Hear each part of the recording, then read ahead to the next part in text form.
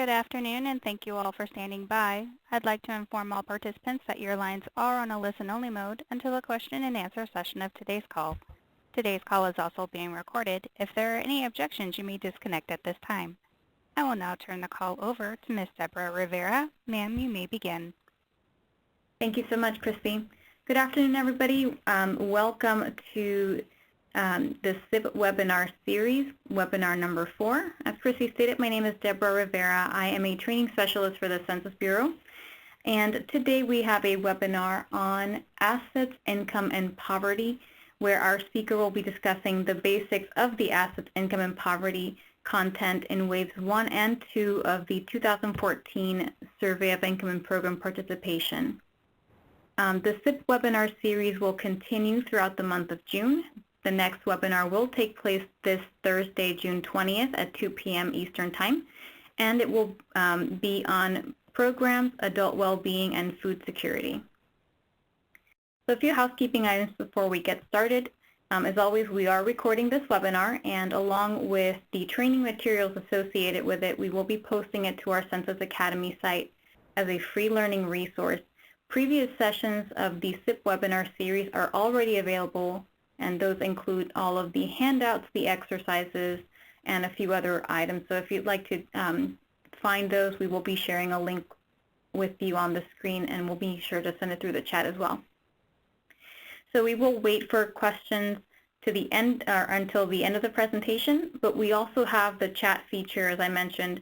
So if you wanted to submit your questions in written form, we do have subject matter experts available to field your questions. I would now like to introduce our presenter, Shelley Irving. Shelley Irving is a survey statistician in the SIPP coordination and outreach staff, and she has been at the Census Bureau since 2009 and has worked on the SIPP that entire time on a variety of capacities. Shelley has a PhD in sociology and demography from Penn State. Thank you so much, Shelley. All right, thank you, Deb, for that introduction. As Deb mentioned, this is part of the SIPP webinar series. This is webinar number 4, and we will be discussing assets, income, and poverty. My name is Shelley Irving. I'm from the SIPP coordination and outreach staff here at the U.S. Census Bureau. Also on the line, we have Matthew Marley and Holly Fee, who are also from the SIPP coordination and outreach staff. So as Deb mentioned, we're doing a bunch of SIPP webinars on various topics throughout the month of June. We're mostly focusing on waves 1 and 2 of the public use data. However, I will mention that we recently released wave 3. We do have supplemental materials, including exercises and handouts for most of the topics, and the webinars will be recorded and posted for later reference. If you want to learn more about this webinar or others in the series, check out that website. On the right-hand side of your screen, you'll see the list of topics as well as their session dates. Before I begin, I want to mention that if you haven't already done so, I would suggest that you listen to the overview session that took place 2 weeks ago. This covers a lot of general background about the SIPP, but it includes a lot of good information on definitions and concepts that are new to the 2014 SIPP and will be important for your understanding of the material that I'm about to present. Today's webinar, we will be looking at assets, income recodes, and poverty, and then I will follow that up with a brief discussion of some resources for data users. We'll start with our assets content.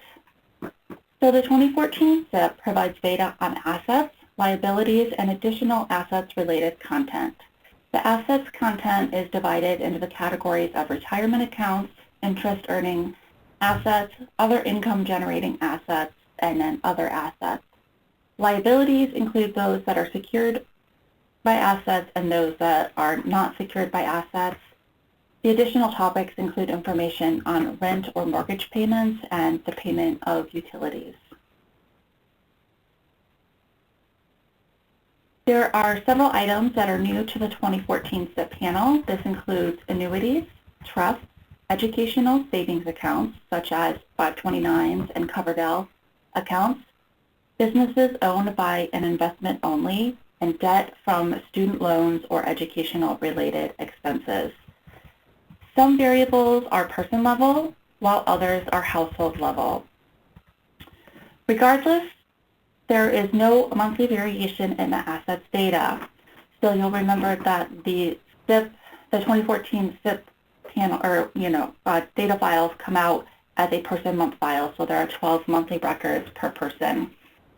So you're going to see the same assets values on all 12 monthly records for a person for the person level variables, and the same value for all 12 monthly records for all members of the household for household level variables.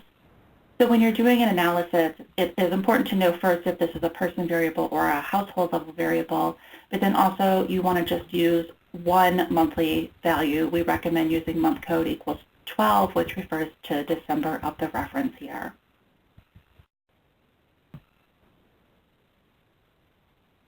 For many of the person level assets, there are separate variables for assets owned jointly with a spouse, those held jointly with someone other than a spouse, and then those that the respondent holds in their name only. You will know this in the variable name, so if you see the EJS in the variable name, it indicates that it is an asset that is held jointly with a spouse. EJO in the variable name indicates an asset that is held jointly with someone other than a spouse in the household, and EO are assets that are held individually. Married couples have the same data for assets that they hold jointly. So for the amount variable, the total amount is divided by 2 and put on each person's record. So for example, you'll have the variable EJSOWNCHK, which indicates that you own a regular checking account with your spouse. And then the TJSCHKVAL is the value of that checking account.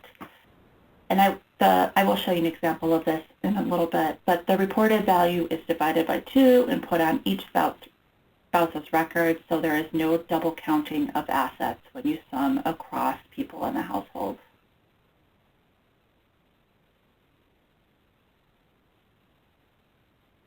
So the information that is being shown on these next couple of slides is also available as a handout on the webinar website.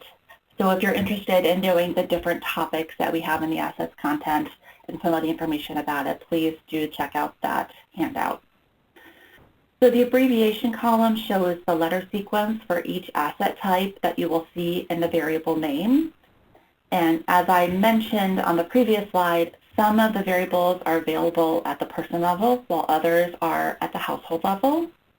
And it will tell you on these slides what level these variables are for. A check in the income column indicates that there is a variable indicating the annual income amount. And a check in the type of the ownership column indicates that you can determine whether the asset is owned individually with a spouse or with another household member. At the top of your screen, or at the top of the table, you will see that the retirement accounts are divided into 1 IRA and Q accounts and 2 401k, 403b, 503b, and thrift saving plan accounts. Next, you'll see the complete listing of interest earning assets that are available in SIPP. This includes items such as interest earning checking accounts, money market accounts, and certificates of deposit. Here is our list of other income generating assets, which comes in the form of stocks, mutual funds, rental property, annuities, and trusts. This slide shows our other assets topics that are included in SIPP. This includes things such as regular checking accounts, primary residences, cars, and other financial investments. Other financial investments may include things such as coins, collectibles, jewelry, artwork, mortgages paid to the respondent, other loans owed to the respondent, and royalties. Here's the listing of the different liabilities topics. So you also see the abbreviation, which is the sequence of letters that you'll see in the variable name. Some of the liabilities are household level, some are person level, just as with assets. And for several of these variables, you can identify whether it was owned individually, jointly with spouse, or jointly with some other household member. So at the top, you see our list of debts that are secured by assets. This includes items such as primary residence debt, vehicle debt, and debt on a business owned as a job. On the bottom, there are 3 types of debt not secured by assets. These include debt from credit cards or store bills, student loans and other educational-related expenses, and a catch-all other debt category. In addition to the information about specific asset and liability topics, our subject matter experts have created some very easy-to-use recodes for the assets section. We suggest trying to use these when possible, since they are easier to work with and more intuitive than the original variables.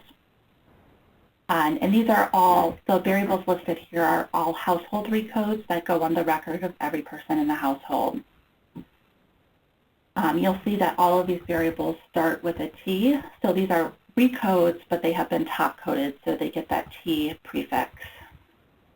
So we have TH net worth, which is total household net worth, TH val underscore bank, a recode for the balance of all bank accounts or accounts at financial institutions within the household, TH val underscore RET, which is retirement account balance recode, THEQ underscore home equity, TH val underscore AST, total household assets, and TH debt underscore AST is total household debt. So now let's go ahead and look at some example data so that you sort of get a feel for what to expect when you start working with the data. So this example shows 1 month of data for the people living in 3 households. I'm just showing month code equals 12, which refers to December of the reference year, because as I already said, there is no variation in the values across the reference year. So they're going to have the same value in month code 1 as they have in month code 12, so you just want to look at 1 month. We are looking at the value of checking accounts, those owned individually, with a spouse, and with someone other than a spouse, in addition to total person-level debt, total household debt, and total household net worth.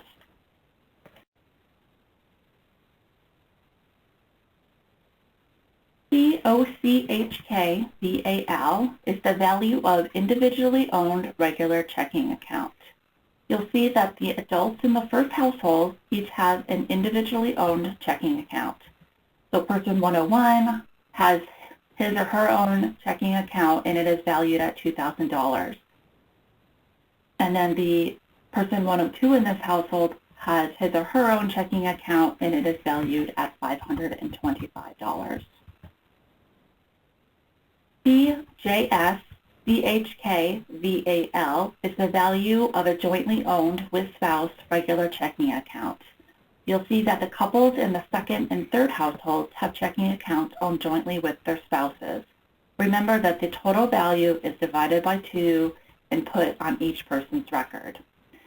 In the case of the second household, persons 101 and 102 each have $50 on their records, telling us that the total amount in that checking account is $100.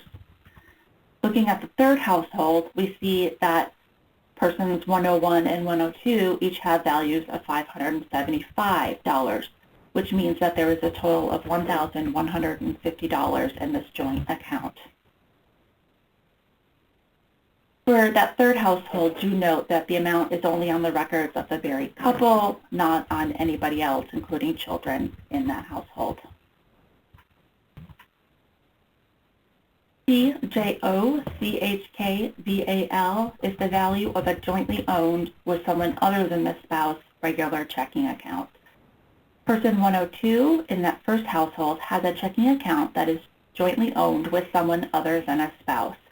When an account is jointly owned with someone other than a spouse, the respondents are asked the share of the account that belongs to them. So we rely on accurate reports by respondents for this information. T debt underscore AST is total person level debt. you'll see that the universe for this variable is people aged 15 plus, remembering that that is the definition of an adult in terms of SIPP respondents. And then anybody who is less than 15 is non-universe and has a missing value. In this example, the values of person-level debt range from $0 to $20,000. TH net worth is total household level net worth. As you see in the second household, in this example, total household net worth can be negative depending on the value of debt within a household. As this is a household level variable, it is on the record as every person in the household. So every person in the household will have the same value. And again, this example shows data for month code equals 12. You would see the same values present for month code values of 1 through 11. So you just want to focus on 1 month so that you don't end up multiplying assets and debt amounts by 12. And as I just mentioned, respondents who are less than 15 years old are not asked the questions about assets and debt. They are not in universe and set to missing. They do, however, get values on the household recodes.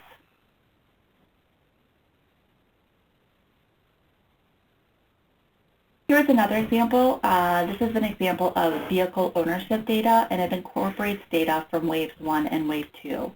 We have 24 monthly records for a single respondent.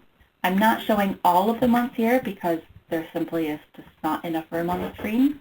However, since these data do not vary within a wave, you're not missing any information. This is a long file, so we have the wave 1 data at the top in that light blue color and are identified with the month code values of 1 through 12.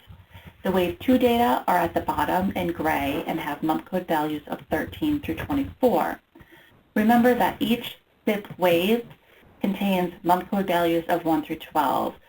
So what we did when we stacked these data is that we added 12 to the month code values for wave 2 cases so that we would get the month code values of 13 through 24, and it would be easily distinguished from wave 1 data. Notice that there is the same value across all person months within a wave for a person. And in this example, in wave 1, TVEH_NUM is the number of cars the household owns. In this case, they have 2 cars. In wave 2, the household owned 3 cars. In wave 1, the household owned 2 cars. So the year of these 2 cars are listed under TVEH1 or 2 _ YEAR. The value of TVEH1 _ year should be the newest car. In this case, it is a model year 2014. The second car is listed under TVEH2 _ year, and it is a model year 2010. As you'll see, you really can't compare cars across waves. You'll see here that this household acquired a 3rd car between the waves 1 and 2 interviews. In this case, the new car they acquired was a model year 2015. If you look at TVEH2 _ year, however, you'll see that there's a value of 2015. Due to the top coding procedures for TVEH2 _ year, any car that is a model year 2013, 2014, or 2015 is collapsed into a single category that is just given the value of 2015. So it may or may not be the model year 2014 car that was reported in wave 1. And then you'll see the 2010 car listed under TVEH3 _ year. These variables do have the T prefix. They are top-coded, so if you are interested in using this or any other top-coded variable, make sure you check our data dictionary or metadata make sure that you're not misinterpreting some of the values that you're seeing in the data. So I'm going to wrap up the assets with just a few notes about the data. The match between SIPP and the Survey of Consumer Finance estimates is closer in the 2014 panel than it was in the 2008 panel. So for median net worth, there is no statistically significant difference between the SIPP and SCF estimates. However, the difference between the SIPP and SCF estimates for the 25th percentile of net worth is large. It's about 3,700 for SIPP compared to 8,700 for SCF. Many of our assets amounts do have high imputation rates. However, the rates are lower in the 2014 panel compared to the 2008 SIPP panel. Part of this was due to the fact that we implemented ranged follow-up questions to help us provide better imputed amounts. So for example, if someone said, I have a retirement account, but they couldn't tell us the amount that was in that account, we asked, well, how much was in that retirement account? Would you say it's less than 5,000, between 5,000 and 25,000, 25,000 and 50,000, or $50,000 or more? And then if they were able to give us answers to one of those ranges, then we would impute an amount in that range rather than from the whole spectrum of responses. And finally, the 2014 SIPP panel provides better estimates on the value of vehicles and life insurance plans compared to previous SIPP panels. So here's an example of something you could do with the assets data. Just a few things I want to mention though. These published values used non-top-coded values. So as you know, the public use data are top-coded. And also there were certain universe restrictions, mostly having to do with group quarters, that were made when making this table that you can't do with the public use data.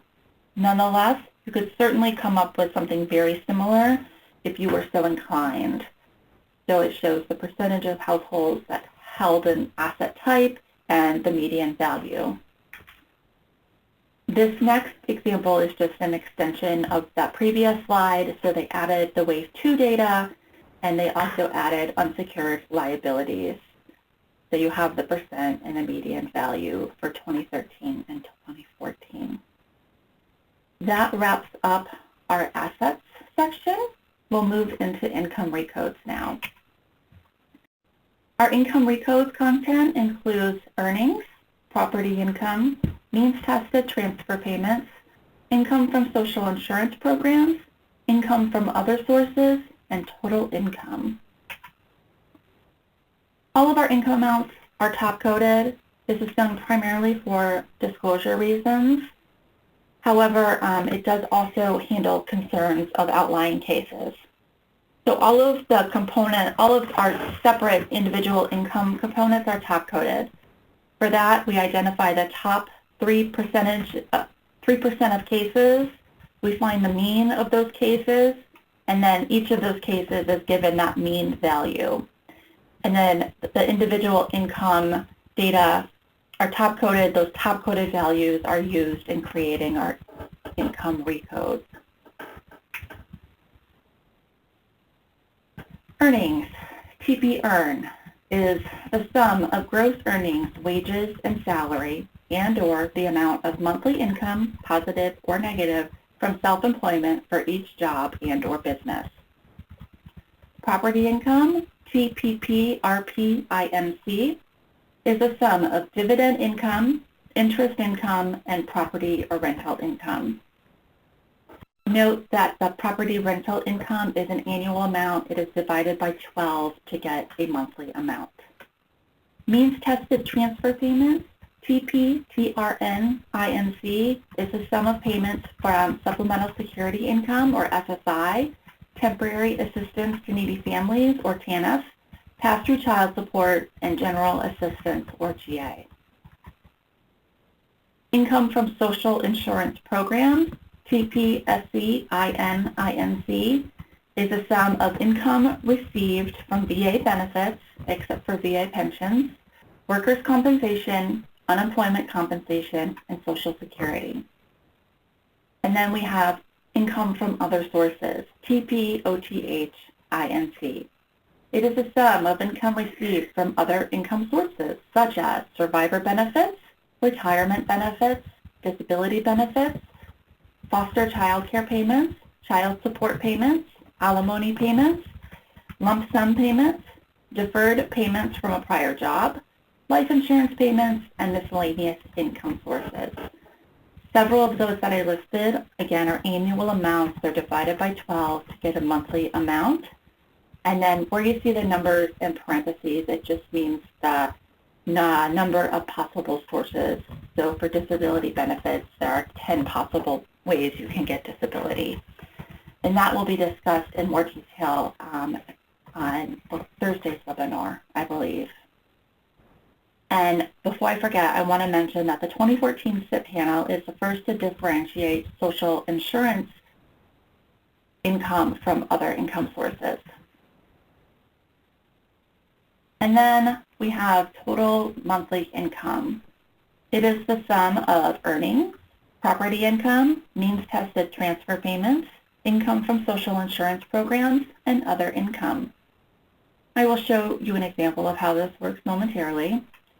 I will mention that total monthly income is available at the person, family, and household level, and it is available with and without type 2 people. If there are no type 2 people present in the household in a given month, then the value with and without type 2 people is the same. For those of us who need a reminder, type 2 people are people who lived with a sample respondent during the reference year, but not at the time of interview. Type 2 people were not in a sampled household at the time of interview, so they don't have a person record in the data, but we do have some information about them, and then we do have information on income and poverty status, both with and without type 2 people. Here's some example data. We're looking at 1 month of data for 4 separate households. Keep in mind that the income data, the income recodes data, may vary month to month.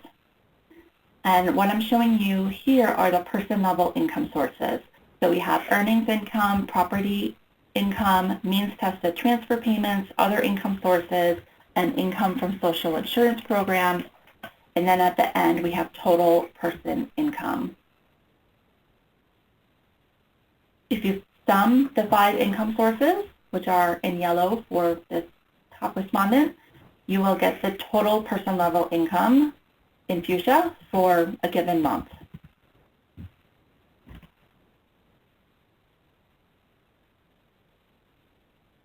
For total person income, TP, TOT, INC, respondents less than 15 are given values of 0. There is one exception, and that was being respondents less than 15 who receive SSI. They would have a value on TP, TRN, INC, which is the means tested transfer payments. I will discuss more about this on Thursday when we discuss programs. But as a general rule, those under 15 are going to have a value of 0. Here we're looking at the same household as in the previous slide. This example is to show you how total person income is used to create family and household income. Looking at our top household, if you look at R, FAM, NUM, you'll see that there are 2 separate families in this household. Persons 101, 102, and 103 are in a family, so their total person income is summed to create total family income. Persons 104 and 105 are a separate family in that household, and their total person income is summed to create total family income. Total person income is summed across all the people living in the same household to create total household income. To identify who is living in a single household in a given month, you need to identify the people with the same values of SSUID and e-residence ID in a given month. We know that they all lived together when they were interviewed, but they don't necessarily have to have lived together throughout every month of the reference year. Looking at our second household, you'll notice that in this month, which is January, month code equals 1, person 101 lives at a different address from persons 102 and 103. So they have separate household incomes. And in each case, family income equals household income. Our third household is a one-person household. So person income equals family income equals household income. And in our final household, there are two separate families. Persons 101 and 103 are family. So their person income is summed to get family income, and person 102 is not part of that family, so their person income equals family income. And the income is summed across all three people in this household to get total household income.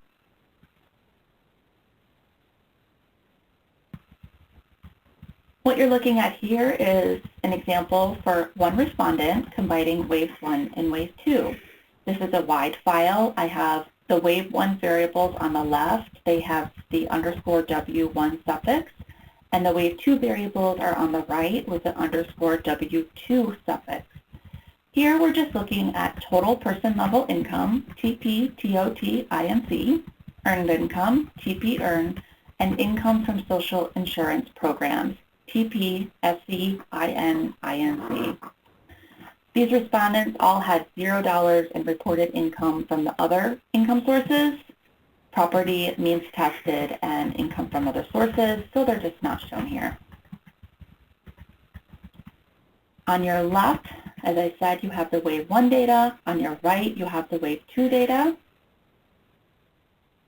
Looking at January of 2013, month code equals 1 for wave 1, we see that total income, TP, TOT, INC, is the sum of all the income sources. So you just add TP earn and TP, SC, IN, INC. Remember that the other three income sources are equal to 0. And the same thing goes for every month across waves 1 and 2. You just sum all of those individual income recodes to get the total person income. And you'll notice that income amounts may and often do change month to month.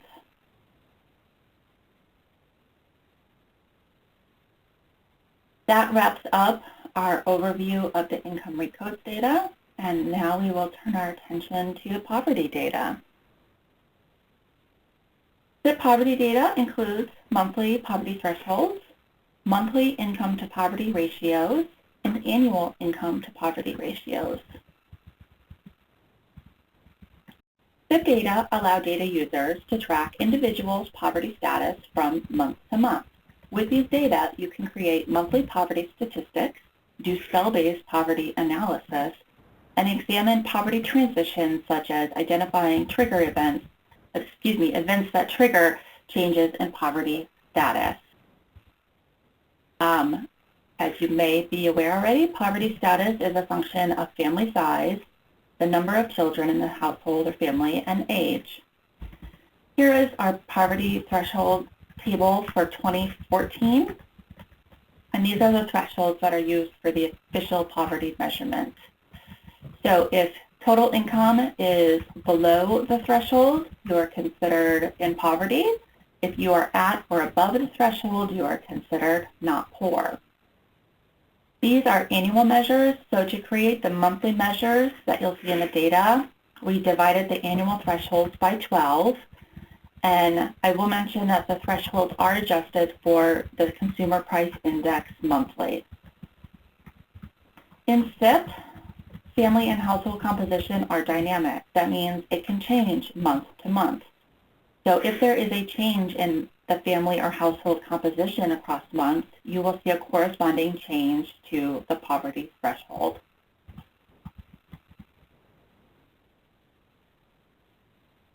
The poverty thresholds are not adjusted for the number of days per week, or days or weeks in the month, whereas income is.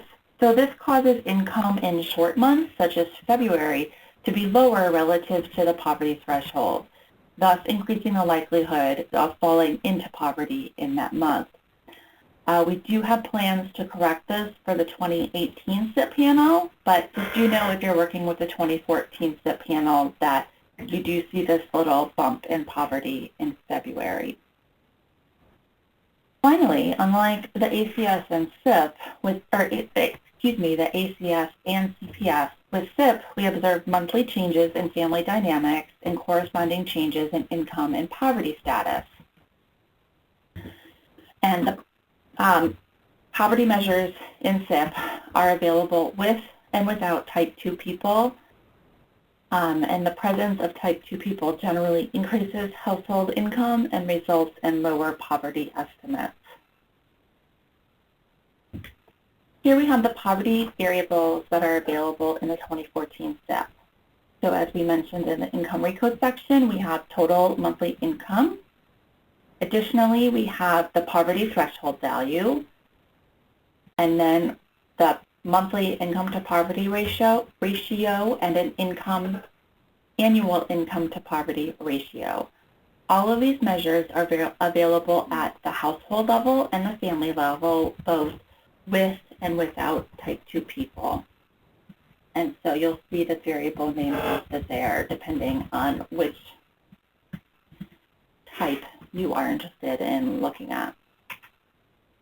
So let's turn our attention to some example data. Here we are looking at month code 1, January, for 3 different households.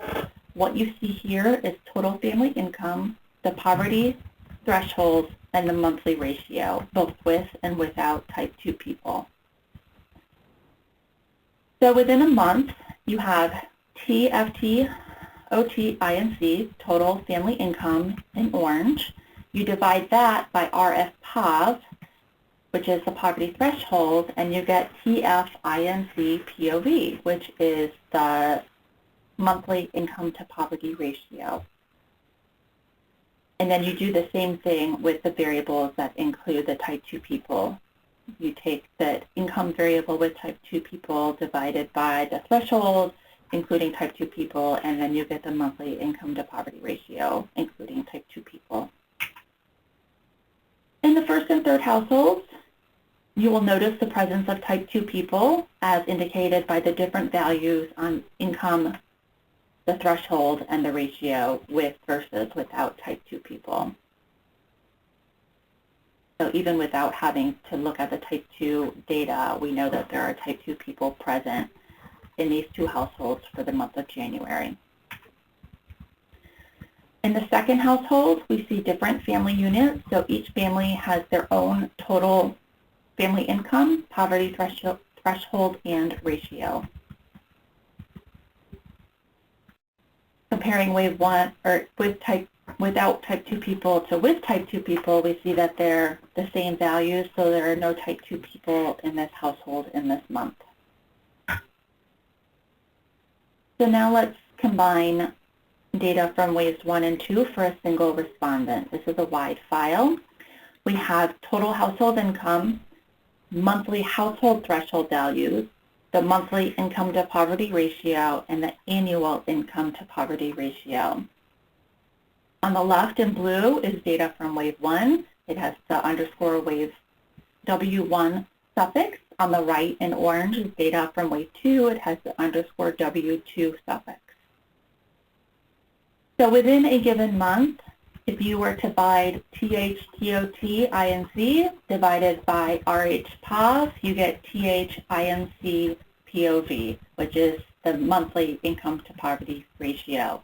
And you will see that this can change month to month as income changes or the threshold changes. We also include annual measures on the data file. So if you were to sum all of the monthly total household income in yellow, you would get their annual income. Similarly, if you were to sum RH-POV, you would get the annual ratio, the annual threshold. And then if you divided that total annual income by the total annual threshold, you would get the annual poverty ratio, which you see in red. This is an annual measure, so it's going to have the same value for all months of the reference year. And in this case, for the 2014 SIPP panel, a reference year is the same as the calendar year. And you would do the same for wave 2. Sum the total household income, sum the total household thresholds, and then you would get the total annual income to poverty ratio for wave 2.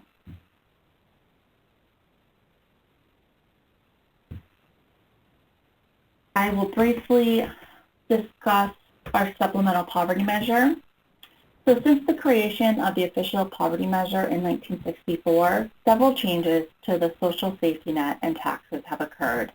These include a vast expansion of the Supplemental Nutrition Assistance Program, SNAP, or food stamps, from under 1 million enrollees in 1964 to over 40 million today. The introduction of Medicare and Medicaid programs in 1965 and 1966 respectively, the creation of the Earned Income Tax Credit in 1975, and large changes to the tax code. In November of 2011, the Census Bureau released its first Supplemental Poverty Measure, or SPM, report. The SPM follows the official poverty measure in using the current population, ASAC, and includes broader measurement units of families, revised poverty thresholds, including a larger share of consumption than food consumption used in the official poverty measure, geographic adjustments, medical out-of-pocket expenses, transfer income, and tax adjustments. This slide nicely summarizes the difference between the official poverty measure and the supplemental poverty measure. For the official poverty measure, the measurement unit are families, so that's people related by blood, marriage, or adoption. For SPM, the measurement unit are resource units, which is the official family definition plus any co-resident unrelated children, foster children, unmarried partners, and their relatives. The poverty threshold for the official poverty measure is 3 times the cost of a minimum food diet in 1963.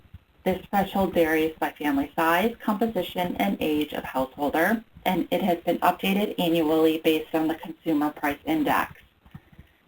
In contrast, the SPM's poverty threshold is based on expenditures of food, clothing, shelter, and utilities. This threshold varies by family size and composition. Additionally, there are geographic adjustments for differences in housing costs by tenure, and it is updated annually using a 5-year moving average of expenditures on food, clothing, shelter, and utilities. For the official poverty measure, resources are measured as gross pre-tax cash income. For the SPM, resources are measured as the sum of cash income plus non-cash benefits that resource units can use to meet their food, clothing, shelter, and utility needs, minus taxes, work expenses, medical expenses, and child support paid to another household. The 2014 SIPP has many useful features for implementing the supplemental poverty measure. We have detailed questions about earnings, program participation and benefit amounts, medical expenses, work and child care expenses, and child support paid. Additionally, the household relationship matrix variables, which are RREL1 through RREL30, and the corresponding RREL_PNOM 1 through 30, as was discussed in our demographics webinar a couple weeks ago. And we have the inclusion of type 2 individuals that helps to identify SIPP household relationships. We also have questions regarding whether households filed a tax return, their filing and dependent status, and whether they received the Earned Income Tax Credit, which is helpful in calculating taxes paid and tax credits received. For more information, check out this website that's all about the supplemental poverty measure. That wraps up our content portion of today's webinar. Now I will just point you to some handy resources. So up on the website, you will find exercises. We have a handout with information about the exercise, as well as SAS and STATA solution code. We have an assets, a couple of assets exercises, some for income rate codes, and some for poverty. As I mentioned, we do have the assets handout available on the website, and you can access all of those materials at this website. For general data resources when it comes to SIPP, you have our SIPP website. There's also the SIPP FTP site where you can just kind of directly access data or data dictionaries. And the NBER has a great SIPP webpage. I think it's particularly useful if you're not SAS savvy.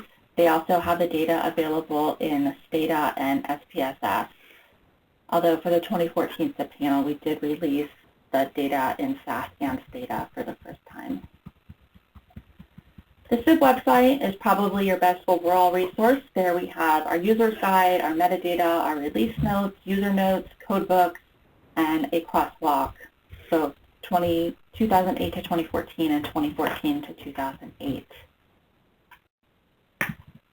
If you are interested in the topics that we talked about today, here are a couple of publications available on the SIPP website that are related to the data that we talked about. We have the net worth of households, improvements to measuring the net worth of households, and the monthly and average monthly poverty rates by selected demographic characteristics. And there are other SIPP publications on other topics there as well. So the next webinar in this SIPP series is scheduled for June 20th, which is Thursday. We will cover programs, adult well-being, and food security.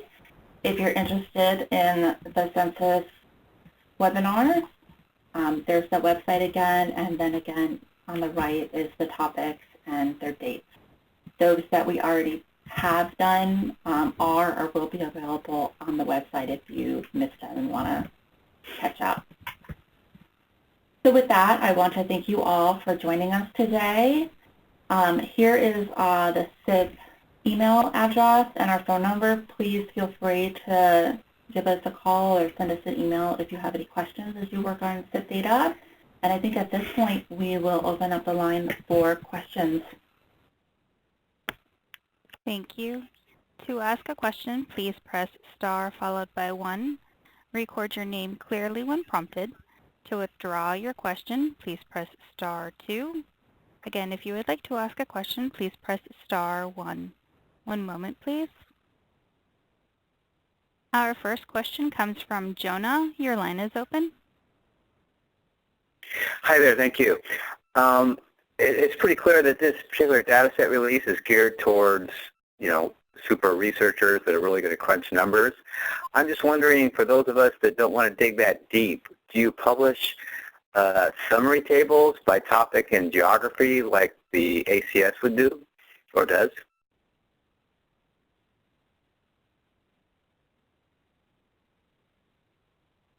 Hi. So the SIPP is mostly at the national and the state level. I understand that. Okay. So, right. So we don't have all of the sub-state geographies like ACS does. The different subject matter branches publish different kinds of reports. I think Shelley's slide showed a few of the reports that we publish, and the poverty branch has put out things, research about poverty using the SIPP numbers. If you have some specific questions that you're interested in, if you want to send us that in the chat, we can forward your question to the subject matter experts, and they ought to be able to point you to anything they've produced. So on a selective basis, they'll publish those type of reports. Do they understand that it's primary national state? Will they aggregate data, like, for example, home equity averages at the county level? Or is that too detailed in the geography to be significant, statistically? Yeah, that chops our sample too finely to be able to provide really meaningful answers. Okay, so you really don't go too much further down from the state level. Right, not below the state level. Okay, got it. Okay, thank you so much. You're welcome. Thank you. Our next question comes from Mary Gray. Your line is open. Yes, my name is Mary Gray. I'm very interested in this particular webinar that you've presented. I'm retired from banking, and anyway, I've lost a lot of assets and everything over the last 10 years due to different situations, and I want to make sure that I will get a copy of this webinar in your registered, the websites. Will there be a copy sent so I can go through this again?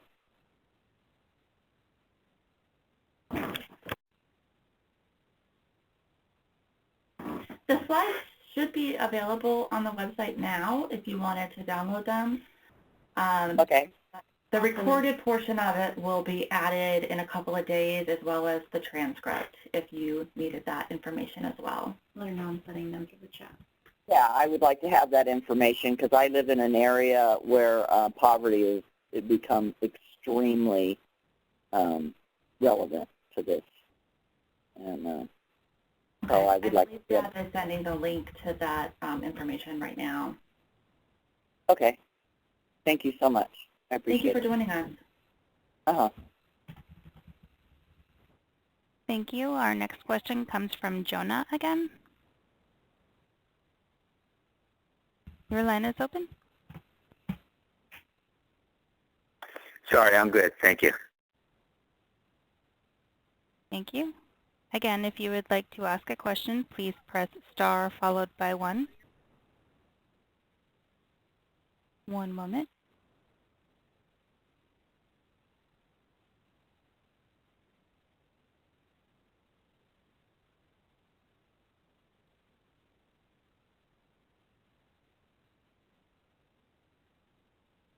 At this time, I'm showing no further questions. We do have one new question from Anthony Edwards. Sir, your line is open. Yes, I was just wondering if there are any recommendations on maybe sub-state the measures of poverty in some way, shape, or form, even if it's not through Census, if there are other sources that you are aware of.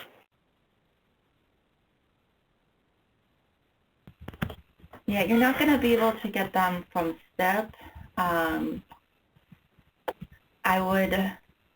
ACS and CPS would be your best bets for getting any geography smaller than the state level. But again, they don't have the monthly information that we have, so it's a trade-off on what information you want.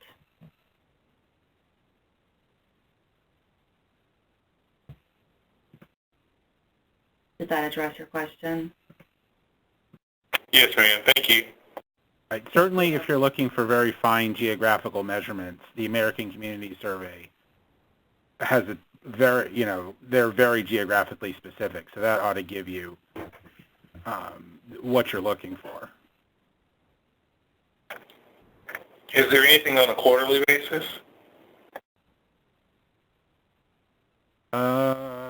Not that I know of. ACS is always in the field, but they only release data once a year. And I'm not sure how frequently CPS releases data. Okay, thank you. I know BLS does some quarterly stuff. I didn't know if there was anything in there that might be applicable. So if you, this is Matthew Marley, if you want to send me a note, including your email address in the chat, I can forward your question to our poverty statistics branch, and they ought to be able to provide you with some specific information. Awesome. Thank you. You're welcome. Thank you. At this time, I'm showing no further questions. Shelley, there was a question that just came in the chat. Do you want to answer that? Yeah, I'm trying to find it right now. Which data points do we update monthly versus yearly? I think it's just the monthly poverty ratios that are adjusted month to month based on the CPI.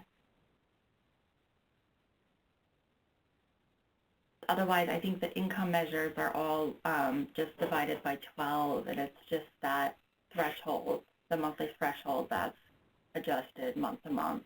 So you won't, like if there were no changes in family dynamics month to month, you would not see you might see a slight change in the threshold.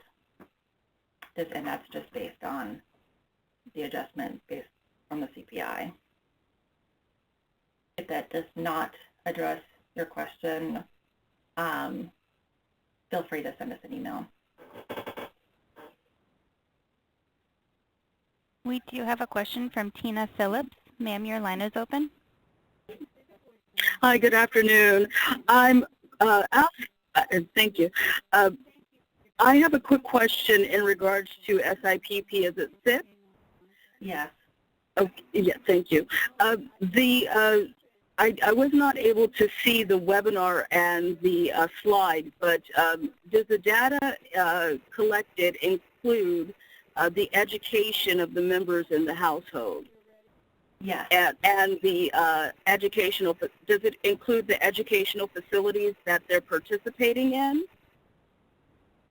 If they are enrolled during the reference year, we would have information, I think, about whether it was a public or private institution, but we don't release anything beyond that. And it's only if they are enrolled during the year.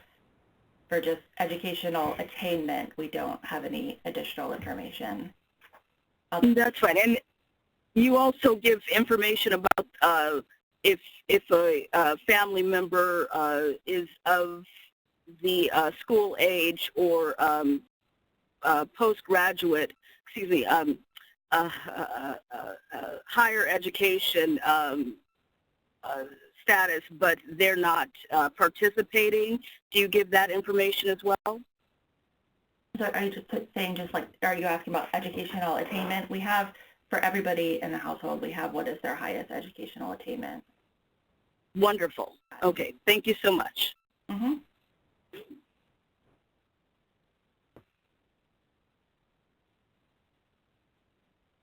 At this time, I have no further questions.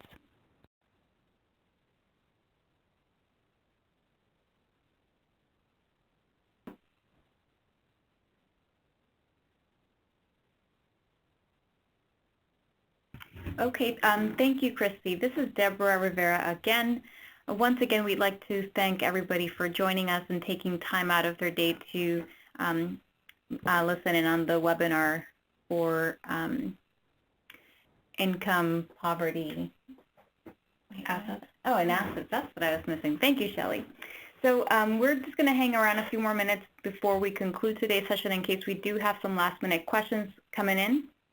But in the meantime, I just wanted to let everybody know that once you log off from the WebEx session, if you were able to join us, you are going to have a pop-up link, and that is for an evaluation survey. We would appreciate it if you could just take a few minutes out of your time to give us your feedback, any comments, or if you have additional suggestions on other topics that you'd like to see us cover in the future. So yeah, we'd appreciate it if you could take just a few minutes and fill that out. Don't forget to join us for the next webinar for the SIPP webinar series that is taking place on Thursday, June 20th. It begins at 2 p.m. Eastern Time, and that webinar will be on programs, adult well-being, and food security. So if there are no more questions, we'll go ahead and conclude today's session. Thank you again. Thank you. This does conclude today's conference. Thank you all for participating. You may disconnect at this time.